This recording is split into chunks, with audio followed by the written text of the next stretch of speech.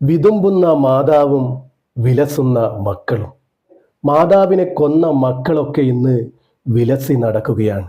പ്രിയപ്പെട്ടവരെ, ഈ വീഡിയോ നിങ്ങൾ മുഴുവനായി കാണാൻ ശ്രമിക്കുക. മറ്റുള്ളവർക്ക് കൂടി ഷെയർ ചെയ്തു കൊടുക്കുക. തീർച്ചയായും ഈ ഒരു വീഡിയോ നിങ്ങൾക്ക് ഉപകാരപ്പെടും. മക്കളെ സ്നേഹിക്കുന്ന എല്ലാ മാതാപിതാക്കളും ഈ വീഡിയോ മുഴുവനായി കാണുക. നിങ്ങൾ ലൈക്ക് ചെയ്ത് സപ്പോർട്ട് ചെയ്താൽ മാത്രമേ നമുക്ക് ഈ ഒരു ചാനലുമായി മുന്നോട്ട് പോകുവാൻ സാധിക്കുകയുള്ളൂ. ഈ വീഡിയോ നിങ്ങൾ അവസാനം വരെ കാണാൻ ശ്രമിക്കുക. നമ്മുടെയൊക്കെ പാപം പോലുള്ള മക്കൾ എങ്ങനെയാണ് ഈ മയക്കുമരുന്നിന് അടിമയാകുന്നതെന്നും ഇതിൽ നിന്നുമൊക്കെ നമുക്ക് മോചിതരാവാൻ എന്തൊക്കെയാണ് നമ്മൾ ശ്രദ്ധിക്കേണ്ടതുമെന്നും ഈ വീഡിയോയിൽ പറയുന്നുണ്ട്. അസ്സലാമു അലൈക്കും വറഹ്മത്തുള്ളാഹി. ഇതൊരു സ്ഥിരം പതിവാക്കി മാറ്റിയിരിക്കുകയാണ്. സുബ്ഹാനല്ലാഹ്, ഇതെന്തൊക്കെയാണ് ഈ കേൾക്കുന്നത്? നിങ്ങളെയൊക്കെ പ്രസവിച്ചതിൻ്റെ പേരിൽ ഉമ്മമാര് എന്തൊക്കെ അനുഭവിക്കണം? ആ നൊന്ത് പ്രസവിച്ച ഉമ്മയുടെ കഴുത്തിൽ ഈ ഒരു ഹെമാറ് കത്തി വച്ചിരിക്കുകയാണ്. സുബ്ഹാനല്ലാഹ്. കുറച്ച് മുമ്പെയാണ് ഒരു മോന് ഉമ്മയെ വെട്ടിക്കൊന്നു കളഞ്ഞത്. ആ ഒരു വേദന നമ്മുടെയൊന്നും ഹൃദയത്തിൽ നിന്നും മാറിയിട്ടില്ല. അതിനു മുന്നെയാണ് ഇതാ ഇങ്ങനെ ഒരു വാർത്ത. ഇവനെയൊക്കെ എന്താണ് ചെയ്യേണ്ടത് പടച്ചറപ്പേ? ഈ മയക്കുമരുന്നിന് അടിമയായി കഴിഞ്ഞാൽ സ്വയം നിയന്ത്രിക്കുക എന്നല്ലാതെ ഇതിന് വേറെ ഒരു മാർഗമില്ലത്രേ. പടച്ചറബിനോട് ദുആ ചെയ്യാം. ചികിത്സയൊക്കെ ഉണ്ട്, പക്ഷെ ആ ചികിത്സയൊന്നും 100% സക്സസ്ഫുൾ അല്ല. സ്വയം നമുക്ക് തോന്നിയാൽ ഇത് നിർത്താൻ പറ്റുമത്രേ. ഈ മയക്കുമരുന്ന് വിൽക്കുകയും അത് ഉപയോഗിക്കുകയും ചെയ്യുന്ന ഒരു യുവാവ് തന്നെയാണ് ഇവിടെ ചാനലിലൂടെ പറഞ്ഞത്. ആ ഒരു ചെറുപ്പക്കാരൻ്റെ വീഡിയോ അതിഭയങ്കരമായി വൈറലായ ഒരു വീഡിയോ ആണ്. എല്ലാവരും കാണേണ്ട ഒരു വീഡിയോ ആണ്. ആ ഒരു ചെറുപ്പക്കാരൻ സ്വയം നിയന്ത്രിച്ച് സ്വയം നിർത്തിയതാണ്. എന്നിട്ടും ആ ചെറുപ്പക്കാരനെ ഈ മയക്കുമരുന്നിൻ്റെ ടീമുകളൊക്കെ കൂടി ഈ അടുത്ത് തല്ലി ആശുപത്രിയിലാക്കി. ഇത് നിർത്തിയതിൻ്റെ പേരിലും ഇതിനെക്കുറിച്ച് പറഞ്ഞു കൊടുത്തതിൻ്റെ പേരിലും. ആരെയും നന്നാവാൻ സമ്മതിക്കില്ല എന്ന്, സ്വയം തോന്നിയാലും നിർത്താൻ സമ്മതിക്കില്ല എന്നാണ് ഈ ഭ്രാന്തന്മാരുടെ പ്രഖ്യാപനം. നിർത്തിയാലും അവരെ വെറുതെ വിടരുത് എന്നാണ് ഈ ഭ്രാന്തന്മാരുടെ തീരുമാനം. നല്ല രീതിയിൽ ജീവിക്കാൻ ഇവരെ അനുവദിക്കില്ല. ഇവരുടെ വലയിൽ പെട്ട് കഴിഞ്ഞാൽ ഇത് തന്നെയാണ് അവസ്ഥ. ഇത് നടന്നിരിക്കുന്നത് തൃശ്ശൂർ അടങ്ങല്ലൂരിലാണ്. അഴുവേലിക്കകത്ത് സീനത്തിൻ്റെ കഴുത്താണ് ഈ മകൻ അറുത്തിരിക്കുന്നത്. സുബ്ഹാനല്ലാഹ്. നൊന്തുപെറ്റ മാതാവിനെ പോലും മനസ്സിലാവില്ല മക്കളെ, ഇത് നിങ്ങളുടെ അകത്തേക്ക് ചെന്നാൽ. ഇത് അകത്തേക്ക് ചെന്നാലെന്നല്ല, ഇത് അകത്തേക്ക് വരാതിരിക്കാനാണ് നമ്മളൊക്കെ നോക്കേണ്ടത്. ഈ ഒരു സാധനം നമ്മുടെ മൂക്കിനരികെ പോയാൽ മതി അത്രേ ഇതിന് അഡിക്ഷനാകാൻ. പിന്നെ അതില്ലാതെ മതിയാവാതെ വരും. അതില്ലാതെ ജീവിക്കാൻ പറ്റാതെയാവും. നല്ല മനുഷ്യനായിരിക്കും, ഓക്കെ, എന്നാലും പക്ഷെ ഈ ഒരു സാധനം നമ്മുടെ മൂക്കിനരികിലൂടെ പോയാൽ മതി അത്രേ.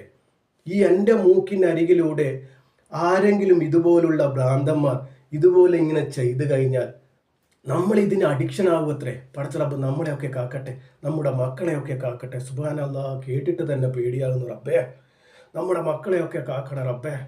ഒന്നിനുമില്ലാത്ത മക്കൾ ഇതിൽ കഴിഞ്ഞു പോകുന്നത് ഇതുപോലെയാണ്. ഇതുപോലെ ആയിരുന്നു അത്രേ. ഒരു ടൂറിന് പോയതായിരുന്നു കുട്ടികളൊക്കെ കൂടി. തിരിച്ച് വീട്ടിലേക്ക് വന്ന മോന് ഇതുവരെ ഇല്ലാത്ത സ്വഭാവം. എല്ലാവരുടെയും മെക്കെട്ട് കയറുക, ദേഷ്യം പിടിക്കുക, എന്താണെന്ന് സംഭവം മനസ്സിലാകുന്നില്ല. അങ്ങനെ പലയിടത്തും പല ഉസ്താദുമാരെയും കൊണ്ട് കാണിച്ച്, അങ്ങനെ ഒരു ഉസ്താദ് പറഞ്ഞ് ഇത് എപ്പോഴാണ് സംഭവിച്ചത്, ഇത് എങ്ങനെയാണ് സംഭവിച്ചതെന്ന് ചോദിച്ചപ്പോൾ ടൂറിന് പോയി വന്നപ്പോഴാണ് ഇങ്ങനെ സംഭവിച്ചത് എന്ന് പറഞ്ഞു.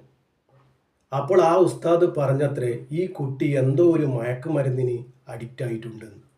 ഇത് പറഞ്ഞതും ആ മാതാപിതാക്കളൊക്കെ കൂടി ആ ഉസ്താദിനെ മെക്കെട്ട് കയറി ഉസ്താദിനെ വല്ലാതെ ഷൗട്ട് ചെയ്തു.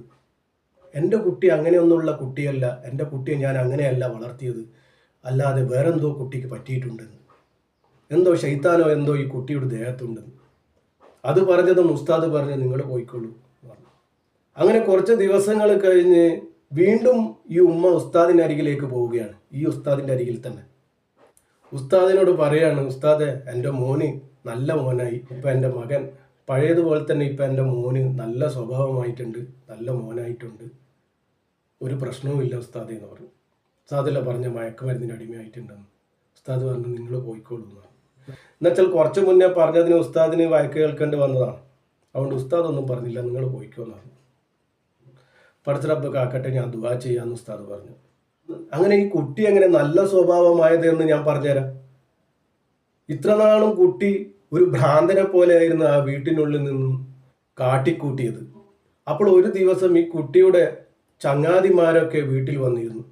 അതിൻ്റെ പിറ്റേന്നാണ് ഈ കുട്ടി നല്ലതായത്, നല്ല സ്വഭാവമായത്, സൈലന്റ് ആയത്. ഒരു പ്രശ്നവുമില്ല, നല്ല മോന്, കൊടുത്തത് തിന്നും അനങ്ങാതിരിക്കും. അപ്പൊ ഈ കുട്ടികളൊക്കെ കൂടി കൊണ്ടു കൊടുത്തത് ഈ ഒരു സാധനമായിരുന്നു, മയക്കുമരുന്ന്. അപ്പോൾ ഇത് കിട്ടാണ്ടാകുമ്പോഴാണ് വയലന്റ് ആവുക, ഇത് കിട്ടുമ്പോൾ നല്ലതായിരിക്കും. അപ്പോൾ ഇത് കിട്ടാതിരിക്കുമ്പോഴാണ് ഉസ്താദിനെ കാണാൻ പോയതും ഉസ്താദിനെ ഇവർ വഴക്ക് പറഞ്ഞത്. അപ്പോൾ ഇത് കിട്ടാതിരിക്കുമ്പോഴുണ്ടായ ആ ഒരു വയലൻ്റായ സമയത്തായിരുന്നു ഈ മാതാപിതാക്കൾ ഈ ഉസ്താദിൻ്റെ അരികിലേക്ക് പോകുന്നത്.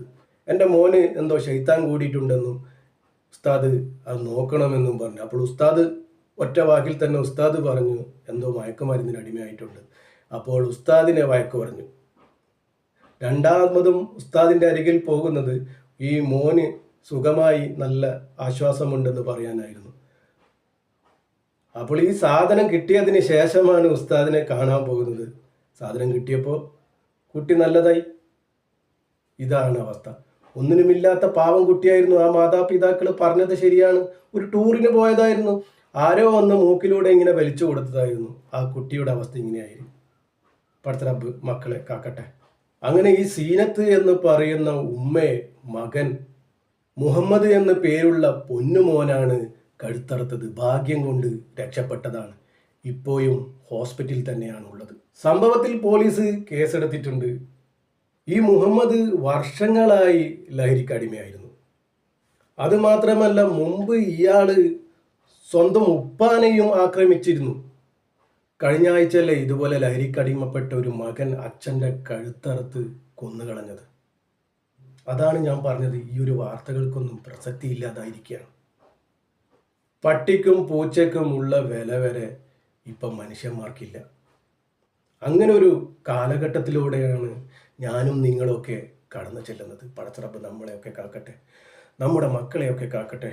അല്ലാഹ് നമ്മുടെ ഉമ്മമാർക്ക് നീ ആഫിയത്തുള്ള ദീർഘായുസ് നീ കൊടുക്കണ റബ്ബേ. ഉമ്മയില്ലാത്ത ജീവിതം ഞങ്ങൾക്ക് ചിന്തിക്കാൻ പോലും വയ്യ റബ്ബേ. നമ്മുടെ ഉമ്മമാർക്ക് ആഫിയത്തുള്ള ദീർഘായുസ് നീ കൊടുക്കണ റബ്ബേ. ഉമ്മയില്ലാത്ത ജീവിതം ഞങ്ങൾക്കൊന്നും തരല്ലേ റബ്ബേ. പടച്ച റബ്ബേ, സന്തോഷവും സമാധാനവുമുള്ള ഒരു ജീവിതം നമ്മുടെ ഉമ്മമാർക്കൊക്കെ കൊടുക്കണം റബ്ബേ. ഇതുപോലെ ഒരുപാട് മക്കൾ മയക്കുമരുന്നിന് അടിമയായിട്ടുണ്ട് റബ്ബേ. ആ മക്കളെ നീ തന്നെ നന്നാക്കി കൊടുക്കണേ റബ്ബേ. ആ ഉമ്മയുടെ കണ്ണുനീര് നീ തന്നെ ഒപ്പിക്കൊടുക്കണേ റബ്ബേ. ഉമ്മയുടെ കണ്ണുനീര് നീ തന്നെ ഒപ്പിക്കൊടുക്കണേ റബ്ബേ. ആ ഉമ്മമാർക്കൊക്കെ സന്തോഷമുള്ള സമാധാനമുള്ള ഒരു ജീവിതം നീ കൊടുക്കണേ റബ്ബേ. പടച്ച റബ്ബേ, നമ്മുടെ ഈ ദുആ നീ സ്വീകരിക്കണേ റബ്ബേ. ആമീൻ ആമീൻ യാ റബ്ബൽ ആലമീൻ. എല്ലാവരെയും തൊട്ട് കാക്കട്ടെ പടച്ച റബ്ബേ. ചില മക്കളൊക്കെ ഇതിൽ അകപ്പെട്ടു പോകുന്നതാണ്. എന്നും മാതാപിതാക്കൾ മക്കളുടെ കൂടെ തന്നെ ഉണ്ടാകണം. ഇന്നത്തെ കാലഘട്ടത്തിനനുസരിച്ച് നമ്മൾ ജീവിക്കാൻ ശ്രമിക്കുക. അവരെ നമ്മുടെ ഒരു ഫ്രണ്ടായി കാണുക, ഒരു ചങ്ങാതിയെ പോലെ കാണുക. ആ ഒരു നിലപാടേ ഇന്നത്തെ കാലത്ത് നടക്കുള്ളൂ. ഞാൻ ഉപ്പയാണ്, ഞാൻ ഉമ്മയാണ്, ജ്യേഷ്ഠനാണെന്നുള്ള ഭാവം നമുക്ക് വേണ്ട സുഹൃത്തുക്കളെ. നമ്മുടെ ഒരു ചങ്ങാതി, നമ്മുടെ ഒരു കൂട്ടുകാരൻ, ആ ഒരു രീതിയിൽ നമ്മൾ മുന്നോട്ട് പോവുകയാണെങ്കിൽ അവരുടെ നീക്കങ്ങളൊക്കെ നമുക്ക് മനസ്സിലാകും. അവരുടെ പ്രശ്നങ്ങളൊക്കെ അവർ നമ്മളോട് പറയും. ഒരു മടിയും കൂടാതെ അവർ നമ്മളോട് പങ്കുവെക്കും. അവർ നമ്മുടെ മക്കളെയൊക്കെ കാക്കട്ടെ. അസ്സലാമു അലൈക്കും വറഹ്മത്തുള്ളാഹി.